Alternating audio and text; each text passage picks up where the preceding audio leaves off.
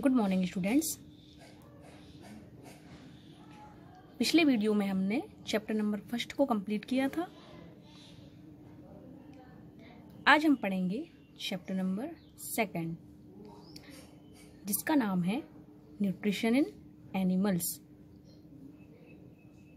यानी जानवरों में पोषण। आइए इसकी शुरुआत करते हैं। इसके बारे में थोड़ी सी इंफॉर्मेशन कलेक्ट करते हैं।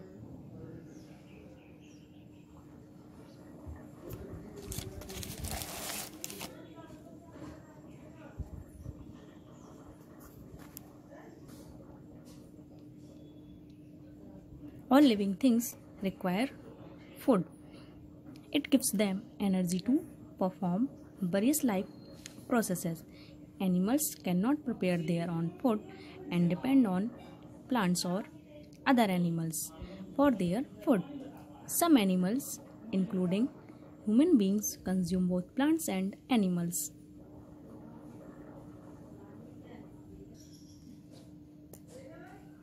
The food eaten by animals and humans has to be broken down inside the body into simple, soluble form so that it can be used by the body to obtain energy.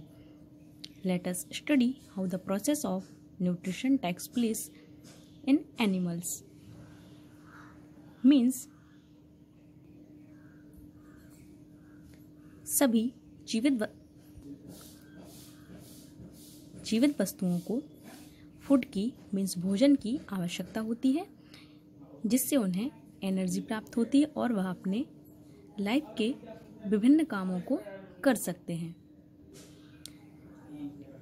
Animals अपना भोजन स्वयं नहीं बनाते, वह अपने भोजन के लिए प्लांट्स और दूसरे एनिमल्स के ऊपर निर्भर रहते हैं। कुछ एनिमल्स ह्यूमन और प्लांट्स और एनिमल दोनों को अपने भोजन के रूप में ग्रहण करते हैं, और मनुष्य भी अपने भोजन के लिए पौधों पर निर्भर रहता है। जानवरों और मनुष्यों के द्वारा जो भोजन ग्रहण किया जाता है वह उनकी बॉडी के अंदर ब्रेक होता है, छोटे छोटे टुकड़ों में टूटता है। वह सिंपल फॉर्म में या फिर सॉल्युबल फॉर्म में टूटकर फिर उसका उपयोग बॉडी अपनी विभिन्न कामों को करने के लिए करती है। आइए अब हम पढ़ते हैं कि न्यूट्रिशन की प्रोसेस एनिमल्स में क्या होती है। Steps involved in animal nutrition. कौन कौन से स्टेप हैं जो कि एनिमल्स में न्यूट्रिशन को दर्शाते हैं। Almost all animals take food in solid और लिक्विड फॉर्म।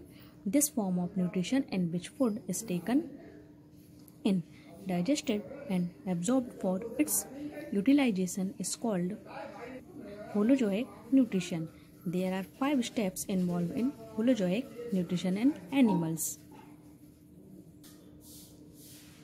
लगभग सभी एनिमल्स अपना भोजन सॉलिड और लिक्विड फॉर्म में ग्रहण करते हैं।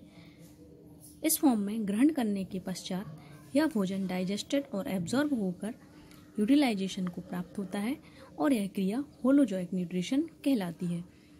होलोजोइक न्यूट्रिशन 5 स्टेप में कंप्लीट होता है। आइए हम एक एक करके थोड़ी थोड़ी सी जानकारी इन सब के बारे में प्राप्त करते हैं।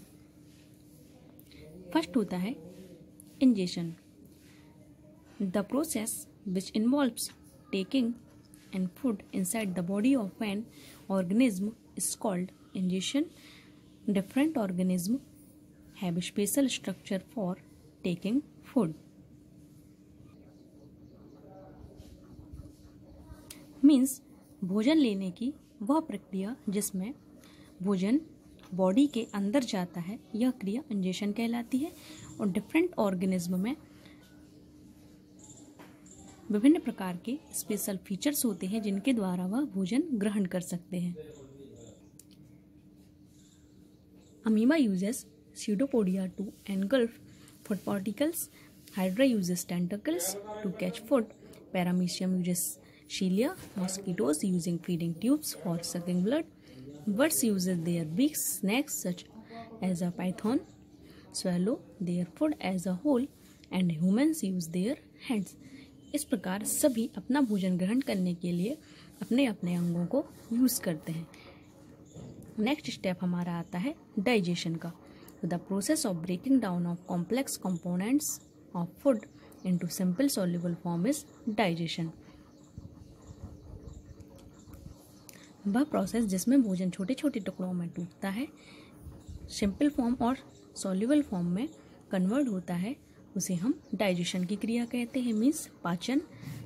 अब आता है एब्जॉर्प्शन, मतलब ग्रहण करना और शोषण करना। The process of passing of soluble products of digestion into the cells of the body through body fluids such as a blood is called absorption. वह प्रोसेस जिसमें यह सॉल्युबल प्रोडक्ट्स डाइजेशन के बाद विभिन्न प्रकार के सेल्स में पहुंचते हैं, यह क्रिया एब्जॉर्प्शन कहलाती है। Assimilation, the process of using the absorbed food molecules for producing energy and growth is called assimilation. वह प्रोसेस जिसमें एब्जॉर्ब किए हुए फूड मॉलिक्यूल्स से एनर्जी प्रोड्यूस होती है और यह हमारे शरीर की ग्रोथ करने में सहायक होती है, यह क्रिया एसिमिलेशन कहलाती है।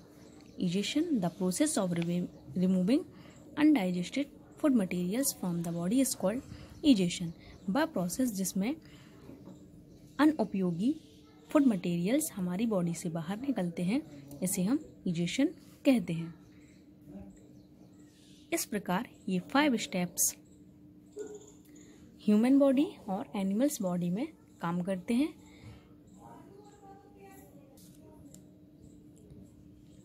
आइए अब हम पढ़ते हैं न्यूट्रिशन एंड अमीबा। अमीबा में न्यूट्रिशन किस प्रकार होता है। Amoeba is a unicellular organism that can be seen only under a microscope. It is found in ponds and ditches. It eats microscopic plants and animals that float in water. Means amoeba एक कोशीय जीव होता है जिसे हम microscope के नीचे ही देख सकते हैं और यह तालाबों में रहता है। यह सूक्ष्म जीवों और पौधों को खाता है और वाटर में रहता है। An amoeba has an irregular shape and consists of a cell membrane, nucleus and many small vacuoles.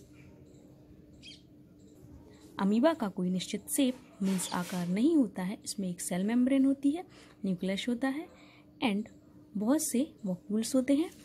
And amoeba can change it's shapes and position constantly. It gives out one or more finger-like projection called pseudopodia or false feet on sensing food to engulf the food particles and push it inside the body. Amoeba has no mouth or digestive system. The food particle taken inside the body forms a food vacuole. Digestion of food particles is made possible by digested juices secreted into the food vacuoles. They act on food to break it down into simpler substances. Then the digested food is absorbed and assimilated. The undigested food is thrown out from any points of the body. Means amoeba अपने शरीर की आकृति किसी भी position में change कर सकता है और इसमें फिंगर लाइक प्रोजेक्शन होते हैं जिसे हम स्यूडोपोडिया कहते हैं और यह फूड पार्टिकल्स को अपनी तरफ खींचता है और अपनी बॉडी में अंदर लेता है। अमीबा में ना ही मुंह होता है और ना ही डाइजेस्टिव सिस्टम होता है। फूड पार्टिकल्स को बॉडी के अंदर लेने के बाद इनका डाइजेशन होता है। फूड वॉक्यूल से डाइजेस्टिव जूस निकलता है जिससे फूड पार्टिकल्स का पाचन होता है और यह छोटे छोटे टुकड़ों में टूटकर सिंपलर फॉर्म में बदल जाते हैं और डाइजेस्टिव फूड को एब्जॉर्ब कर लिया जाता है और एसिमिलेटेड कर लिया जाता है और जितना अनुपयोगी सब्सटेंस बचता है उसे किसी भी पॉइंट के द्वारा अमीबा रिमूव कर देता है। इसकी प्रोसेस हम इस डायग्राम से और अच्छी तरह से देख सकते हैं। यहाँ पर आपको दिख रहा है ये फूड पार्टिकल्स है और ये फिंगर लाइक प्रोजेक्शन है जिसे हम स्यूडोपोडियम कहते हैं। इसके द्वारा फूड पार्टिकल्स अमीबा के अंदर जाता है और फूड वैक्यूल के द्वारा ही इसका पाचन होता है और फिर वेस्टेज जो सब्सटेंस होते हैं वह किसी भी पॉइंट से बाहर निकल आते हैं। इस तरह आप अमीबा में न्यूट्रिशन को अच्छी तरह से समझ गए होंगे। नेक्स्ट वीडियो में अब हम न्यूट्रिशन इन ह्यूमन मीन्स मनुष्यों में पोषण के बारे में पढ़ेंगे। Thank you so much.